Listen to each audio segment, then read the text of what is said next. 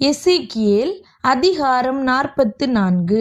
பின்பு அவர் என்னை கிழக்குக்கு எதிரே பரிசுத்த ஸ்தலத்துக்கு புற வாசல் வழியே திரும்ப பண்ணினார். அது பூட்டப்பட்டிருந்தது. அப்பொழுது கர்த்தர் என்னை நோக்கி, இந்த வாசல் திறக்கப்படாமல் பூட்டப்பட்டிருக்கும், ஒருவரும் இதற்குள் பிரவேசிப்பதில்லை. இஸ்ரவேலின் தேவனாகிய கர்த்தர் இதற்குள் பிரவேசித்தார். ஆகையால் இது பூட்டப்பட்டிருக்க வேண்டும். இது அதிபதிக்கே உரியது. அதிபதி கர்த்தருடைய சந்நிதியில் போஜனம் பண்ணும்படி இதில் உட்காருவான். அவன் வாசல் மண்டபத்தின் வழியாய் பிரவேசித்து மறுபடியும் அதன் வழியாய் புறப்படுவான் என்றார். பின்பு அவர் என்னை வடக்கு வாசல் வழியாய் ஆலயத்தின் முகப்பிலே அழைத்து கொண்டு போனார். இதோ, கர்த்தருடைய ஆலயம் கர்த்தருடைய மகிமையால் நிறைந்ததை நான் கண்டு முகங்குப்புற விழுந்தேன். அப்பொழுது கர்த்தர் என்னை நோக்கி, மனுபுத்திரனே, கர்த்தருடைய ஆலயத்தின் சகல நியமங்களையும் அதன் சகல சட்டங்களையும் குறித்து நான் உன்னோடே சொல்வதையெல்லாம் நீ உன் மனதிலே கவனித்து, உன் கண்களினாலே பார்த்து, உன் காதுகளினாலே கேட்டு, பரிசுத்த ஸ்தலத்தினுடைய எல்லா வாசற்படிகளின் வழியாய் ஆலயத்துக்குள் பிரவேசிப்பதும் அதிலிருந்து புறப்படுவதும் இன்ன விதமென்று நீ ஆலோசித்து பார்த்து, இஸ்ரவேல் வம்சத்தாராகிய கலகக்காரரோடே சொல்ல வேண்டியது என்னவென்றால், கர்த்தராகிய ஆண்டவர் உரைக்கிறார், இஸ்ரவேல் வம்சத்தாரே, நீங்கள் செய்த சகல அருவருப்புகளும் போதும். நீங்கள் எனக்கு செலுத்த வேண்டிய ஆகாரமாகிய நிணத்தையும் இரத்தத்தையும் செலுத்துகையில் என் ஆலயத்தை பரிசுத்த குலைச்சலாக்கும்படி விருத்த சேதனமில்லாத இருதயமும் விருத்த சேதனமில்லாத மாம்சமும் உள்ள அந்நிய புத்திரரை என் பரிசுத்த ஸ்தலத்துக்குள் இருக்கிறதற்காக அழைத்து கொண்டு வந்தீர்கள். நீங்கள் செய்த எல்லா அருவருப்புகளினாலும் அவர்கள் என் உடன்படிக்கையை மீறினார்கள். நீங்கள் என் பரிசுத்த வஸ்துக்களின் காவலை காவாமல் உங்களுக்கு இஷ்டமானவர்களை என் பரிசுத்த ஸ்தலத்திலே என் காவலை காக்கிறதற்காக வைத்தீர்கள். கர்த்தராகிய ஆண்டவர் சொல்லுகிறது என்னவென்றால், இஸ்ரவேல் புத்திரரின் நடுவில் இருக்கிற சகல அந்நிய புத்திரரிலும் விருத்த சேதனமில்லாத இருதயமும் விருத்த சேதனமில்லாத மாம்சமும் உள்ள அந்நிய புத்திரன் ஒருவனும் என் பரிசுத்த ஸ்தலத்துக்குள் பிரவேசிப்பதில்லை. இஸ்ரவேல் வழி தப்பி போகையில் என்னை விட்டு தூரமானவர்களும் என்னை விட்டு வழி தப்பி தங்கள் நரகலான விக்கிரகங்களை பின்பற்றினவர்களும் ஆகிய லேவியரும் தங்கள் அக்கிரமத்தை சுமப்பார்கள். ஆகிலும் அவர்கள் என் ஆலயத்தின் வாசல்களை காத்து என் ஆலயத்தில் ஊழியம் செய்து என் பரிசுத்த ஸ்தலத்திலே பணிவிடைக்காரராய் இருப்பார்கள். அவர்கள் ஜனங்களுக்காக தகன பலிகளையும் மற்ற பலிகளையும் செலுத்தி இவர்களுக்கு ஊழியம் செய்கிறதற்கு இவர்கள் முன்பாக என் பரிசுத்த ஸ்தலத்திலே பணிவிடைக்காரராய் இருப்பார்கள். அவர்கள் இவர்களுடைய நரகலான விக்கிரகங்களுக்கு முன்பாக நின்று இவர்களுக்கு ஊழியம் செய்து இஸ்ரவேல் வம்சத்தாரை அக்கிரமத்தில் விழப்பண்ணினபடியினால் நான் என் கையை அவர்களுக்கு விரோதமாய் உயர்த்தினேன். அவர்கள் தங்கள் அக்கிரமத்தை சுமப்பார்கள் என்று கர்த்தராகிய ஆண்டவர் சொல்லுகிறார். அவர்கள் எனக்கு ஆசாரியராய் ஆராதனை செய்யும்படி என் சமீபத்தில் வராமலும் மகா பரிசுத்தமான ஸ்தலத்தில் என் பரிசுத்த வஸ்துக்களில் யாதொன்றையும் கிட்டாமலும் இருக்க வேண்டும். அவர்கள் தங்கள் லட்சையையும் தாங்கள் செய்த அருவருப்புகளையும் சுமக்க கடவர்கள்.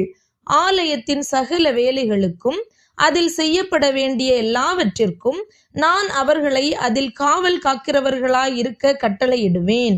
இஸ்ரவேல் புத்திரரே, என்னை விட்டு வழி தப்பி போகையில் என் பரிசுத்த ஸ்தலத்தின் காவலை காக்கிற சாதோக்கின் புத்திரராகிய லேவியர் என்னும் ஆசாரியர்களே எனக்கு ஆராதனை செய்ய என் சமீபத்தில் சேர்ந்து நிணத்தையும் இரத்தத்தையும் எனக்கு செலுத்த என் சந்நிதியில் நிற்பார்கள் என்று கர்த்தராகிய ஆண்டவர் சொல்லுகிறார்.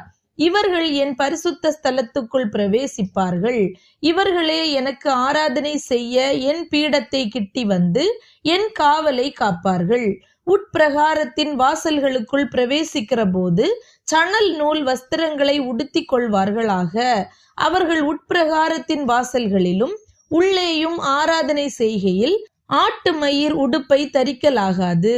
அவர்களுடைய தலைகளில் சணல் நூல் குல்லாக்களையும் அவர்களுடைய இடைகளில் சணல் நூல் சல்லடங்களையும் தரிக்க வேண்டும். வேர்வை உண்டாக்கத்தக்கதொன்றையும் அறையில் கட்டலாகாது. அவர்கள் வெளிப்பிரகாரமாகிய புற முற்றத்திலே ஜனங்களிடத்தில் போகும்போது அவர்கள் தாங்கள் ஆராதனை செய்யும் சமயத்தில் உடுத்தியிருந்த தங்கள் வஸ்திரங்களை கழற்றி அவைகளை பரிசுத்த அறை வீடுகளில் வைத்து வேறே வஸ்திரங்களை உடுத்தி கொள்ள கடவர்கள். தங்கள் வஸ்திரங்களாலே ஜனங்களை பரிசுத்தப்படுத்தலாகாது. அவர்கள் தங்கள் தலைகளை சிரையாமலும் தங்கள் மயிரை நீளமாய் வளர்க்காமலும் தங்கள் தலைமயிரை கத்தரிக்க கடவர்கள். ஆசாரியர்களில் ஒருவனும் உட்பிரகாரத்துக்குள் பிரவேசிக்கும் போது திராட்சரசம் குடிக்கலாகாது.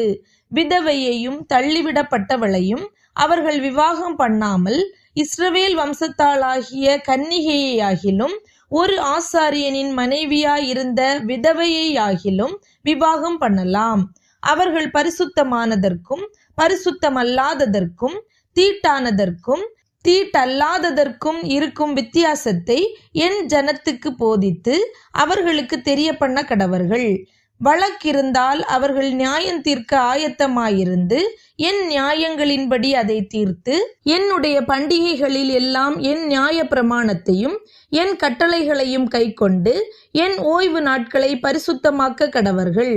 தகப்பன், தாய், குமாரன், குமாரத்தி, சகோதரன், புருஷனுக்கு வாழ்க்கைப்படாத சகோதரி என்னும் இவர்களுடைய சவத்தினால் அவர்கள் தீட்டுப்படலாமே அல்லாமல் அவர்களில் ஒருவனும் செத்த ஒருவனிடத்தில் போய் தீட்டுப்படலாகாது. அவன் சுத்திகரிக்கப்பட்ட பின்பு அவனுக்கு 7 நாள் எண்ணப்பட வேண்டும். அவன் பரிசுத்த ஸ்தலத்தில் ஆராதனை செய்யும்படி பரிசுத்த ஸ்தலம் இருக்கிற உட்பிரகாரத்துக்குள் பிரவேசிக்கிற நாளிலே அவன் தனக்காக பாவ நிவாரண பலியை செலுத்த கடவன் என்று கர்த்தராகிய ஆண்டவர் சொல்லுகிறார். அவர்களுக்குரிய சுதந்திரம் என்னவென்றால் நானே அவர்கள் சுதந்திரம். ஆகையால் இஸ்ரவேலில் அவர்களுக்கு காணியாட்சியை கொடாதிருப்பீர்களாக. நானே அவர்கள் காணியாட்சி. போஜன பலியையும் பாவ நிவாரண பலியையும் குற்ற நிவாரண பலியையும் அவர்கள் புசிப்பார்கள். இஸ்ரவேலிலே பொருத்தனை பண்ணப்பட்டதெல்லாம் அவர்களுடையதாய் இருப்பதாக.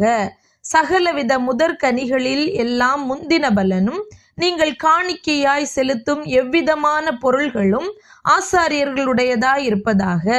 உங்கள் வீட்டில் ஆசீர்வாதம் தங்கும்படிக்கு நீங்கள் பிசைந்த மாவில் முதற் பாகத்தையும் ஆசாரியனுக்கு கொடுக்க கடவீர்கள்.